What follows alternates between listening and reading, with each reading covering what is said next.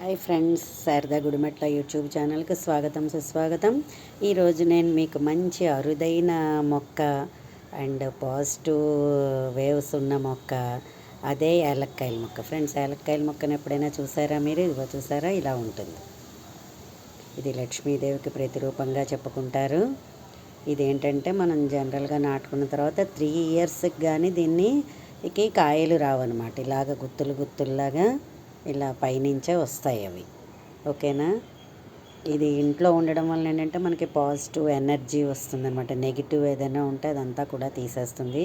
చాలా పవిత్రమైన మొక్క. యాలక్కాయల గురించి మీ అందరికీ తెలియనిది ఏమీ లేదు. మంచి సుగంధ ద్రవ్యం కదా అది. నిత్యం టీ దగ్గర నుంచి ప్రతి దాంట్లోనూ కూడా యాలక్కాయ లేకుండా మనకి రోజు గడవనే గడవదు.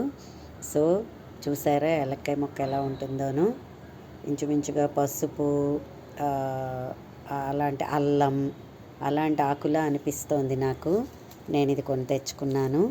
ఇంకైనా నాకు ఇక్కడ కూడా ఉంది ఇంకొక మొక్క, చూసారా. సో మార్నింగే మనం ఇలాంటి మొక్కల్ని చూసి దండం పెట్టుకున్నా, వాటిని చూసినా కూడా మనకి పాజిటివ్ ఎనర్జీ బాగా పెరుగుతుంది. సో ఈ వీడియో మీకు నచ్చినట్లయితే లైక్ చేయండి, సబ్స్క్రైబ్ అవ్వండి, గంట బెల్ని నొక్కండి మరిన్ని వీడియోల కోసం. ధన్యవాదాలు.